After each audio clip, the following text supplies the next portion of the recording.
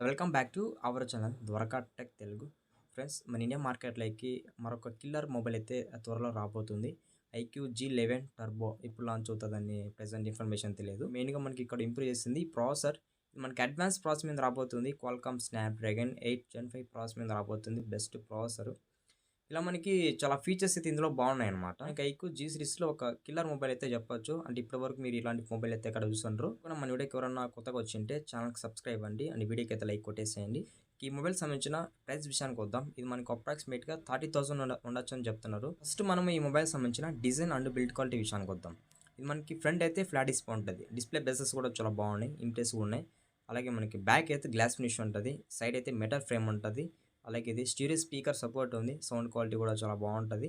With మనకి ఇది in display finger print support ఉంది. చాలా ఫాస్ట్గా అన్లాక్ అవ్వచ్చు. నెక్స్ట్ డ్యూరబిలిటీ విషయానికి వద్దాం. ఇది మనకి IP68 and IP69 full water rating అయితే సపోర్ట్ చేయగలదు. లాస్ట్ ఐక్యూ G10 సిరీస్తో కంపేర్ చేసుకుంటే ఈ సిరీస్లో డిజైన్ అయితే చాలా చేంజ్ చేస్తారు. మెయిన్గా నాకు ఈ మొబైల్ నచ్చింది ఏమంటే కెమెరా డిజైన్ అని చెప్పొచ్చు. కెమెరా సెటప్ అయితే చాలా బాగుంది. మనకి ఎప్పుడు కూడా ఐక్యూ G సిరీస్లో కెమెరాస్ అనేటివి స్ట్రైట్గా వస్తాయి. బట్ ఈసారి ఈ మొబైల్‌లో కెమెరాస్ అనేటివి రౌండ్ సర్కిలే పెట్టారు.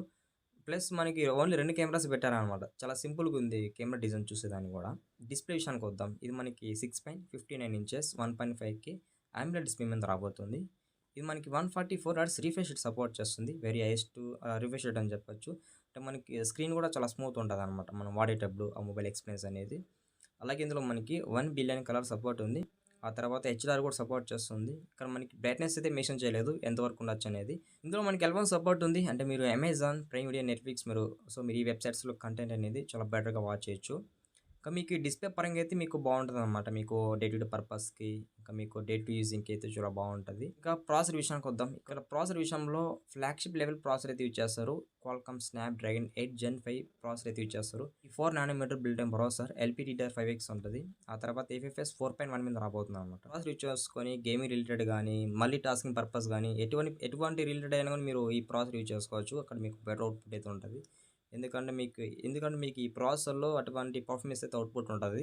మేజర్‌గా మీరు బీజీఎంఐ గానీ, కాల్ ఆఫ్ డ్యూటీ ఇటువంటి గేమ్స్ ఆడినప్పుడు మీకు చాలా బాగుంటది. ఆ గేమింగ్ ఎక్స్‌పీరియన్స్, ఆ గేమింగ్ ఆటోమేషన్ గూడా. నెక్స్ట్ మాట్లాడుకోవాల్సింది సాఫ్ట్‌వేర్. ఇది మనకి Anthem 16 నాట్ అయితే బాక్స్ రాబోతుంది. అలాగే Argen Y6తో రాబోతుందనమాట. Argen Y6 అంటే ఇంకా మీకు తెలిసిందే గదా! Argen Y6 ఈ పాటికి చాలా మొబైల్స్‌లో గూడా అప్‌డేట్ వచ్చి ఉంటదనమాట. ఐక్యూ మొబైల్స్‌లో, వివో మొబైల్స్‌లో వచ్చి ఉంటది. ఇందులో గూడా మనకి ఏ ఫీచర్స్ ఉంటాయనమాట. ఏఐ ఎరేజర్ ఉంటది. ఏఐ ఫోటో ఎన్హాన్స్‌మెంట్ ఉంటది. సర్కిల్ సెర్చ్ ఉంటది. గూగుల్ ట్రాన్స్‌లేటర్ ఇలా మనకి చాలా ఫీచర్స్ అయితే ఇందులో ఉంటాయి. ఇంకా కెమెరా విషయానికి వద్దాం. ఇది మనకి డ్యూయల్ కెమెరా సెటప్ ఉంది. ఒక ఫ్లాష్ ఉంది. కెమెరా డిజైన్ అయితే మాత్రం చాలా సింపుల్‌గా ఉందనమాట. ఫస్ట్ టైమ్ నేను ఇంప్రెస్ అయ్యాను కెమెరా డిజైన్ చూసి. మెయిన్ కెమెరా 200 ఎంపీ ఇచ్చారనమాట. వెరీ బిగ్గెస్ట్ కెమెరా అని చెప్పొచ్చు. ఆప్టికల్ ఇమేజ్ స్టెబిలైజేషన్ కూడా సపోర్ట్ చేస్తుంది. అలాగే మీరు ఈ కెమెరాని యూజ్ చేసుకొని మాక్సిమం 4K 60 ఎఫ్‌పిఎస్‌లో వీడియో అయితే రికార్డ్ చేసుకోవచ్చు. ఇక మీరు ఈ 200 ఎంపీ కెమెరా యూజ్ చేసుకొని డే లైట్ కానీ, లేకపోతే లో లైట్ కానీ మీరు ఎటువంటి సందర్భాల్లో ఫోటో తీసినా గానీ మీకు చాలా బెటర్ అవుట్‌పుట్ అయితే ఉంటది. ఫోటో రిలేటెడ్‌లో. సెకండరీ కెమెరా 8 ఎంపీ ఇచ్చారు. మనకి అల్ట్రా వైడ్ యాంగిల్ సెన్సార్ అని చెప్పొచ్చు. ఫ్రంట్ కెమెరా 32 ఎంపీ ఇచ్చారనమాట. ఫ్రంట్ కెమెరాలో ఎంత వీడియో రికార్డింగ్ క్వాలిటీ వీళ్ళు ఇచ్చారని మెన్షన్ చేయలేదు. కాకపోతే మాక్సిమం 1080p 30 ఎఫ్‌పిఎస్‌లో వీడియో రికార్డ్ చేసుకోవచ్చు. ఓవరాల్‌గా కెమెరాస్ అయితే మాత్రం ఒక కిల్లర్ పర్ఫార్మెన్స్ అని చెప్పొచ్చు. ఇంకా బ్యాటరీ విషయానికి వద్దాం. ఇది మనకి 7600 ఎంహెచ్ బ్యాటరీతో రాబోతుంది. వెరీ బిగ్గెస్ట్ బ్యాటరీ అని చెప్పొచ్చనమాట. సో, మీరు ఈ బ్యాటరీ యూజ్ చేసుకొని ఈజీగా 2 డేస్ ఫుల్ వర్కింగ్ అయితే యూజ్ చేసుకోవచ్చనమాట. అటువంటి కెపాసిటీ బ్యాటరీకి ఉంది. 120 వాట్స్ వరకు అయితే ఫాస్ట్ ఛార్జింగ్ సపోర్ట్ ఉంది. 120 వాట్స్ అంటే నేను అస్సలు నమ్మలేకపోతున్నాను. బట్ 120 వాట్స్ వస్తే నేనైతే ఫుల్లీ సాటిస్ఫై. బట్ చూద్దాం. 120 వాట్స్ అయితే ఉండదు మాక్సిమం. ఇప్పటివరకు చాలా ఫ్లాగ్‌షిప్ మొబైల్స్‌కి ఇవ్వలేదు 120 వాట్స్. బట్ ఈ మొబైల్‌కి ఇస్తారని అయితే నేనైతే నమ్మలేదనమాట. చూద్దాం.